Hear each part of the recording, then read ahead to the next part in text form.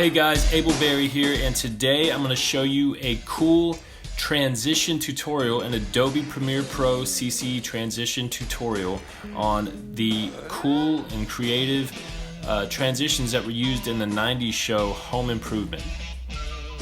Now, if you don't remember, Home Improvement was, it was an okay show. It wasn't amazing or anything, but it was kind of cool. But the thing about it was they had brilliant transitions, these really clever transitions from scene to scene every single time. I mean, it was crazy. That they had to have probably, the only thing I could think of is that they had a team or a guy designated to doing only the transitions in the episodes. That's all I could think of, because some of these transitions are so clever and cool that they had to have taken hours to do, and here he is putting several of them in per episode. So it's pretty cool. It's one of those rare occasions where a TV show goes that extra mile, So before we dive in on this tutorial, do me a favor and hit the subscribe button and like the video. I would really appreciate it. And yeah, alright guys, let's go ahead and dive in real quick on this transition tutorial. So first, I want to do an easy one, just show you how to do one that's still pretty clever and fun, but is much more simple. So I'm going to show you that one first, and then I'm going to show you a slightly more advanced one. So this one here with Tim Allen on the bench press, that's the one we're going to go with first. Transitions like this are based on movement. They're really, really easy to do, and they're really fun, and they work well because of the movement that the actor is doing in the scene. Really easy to do, and it's also cool when you add sound effects to it like this. So the first thing you want to do is get a still frame image of the last frame of this clip here. So let's go over to this final frame here, scrubbing over. Okay, so we see where it ends, so let's stop right there. We get a still frame image there.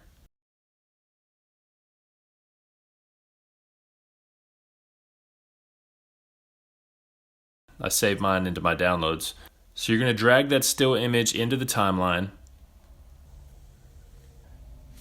Okay, so now let's go to the start of that frame.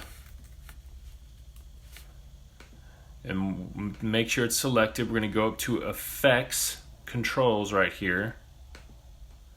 Then we're going to click on Position right here. We click that on. Okay, so then we're going to go over about 10 frames. 3, 4, 5, 6, 7, 8, 9, 10.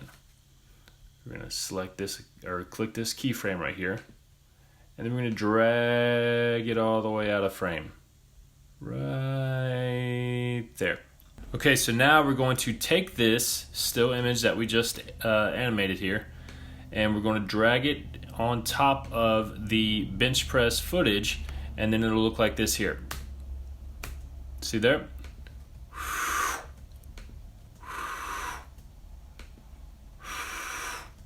Nice. And then of course you add a little sound effect and it looks even better.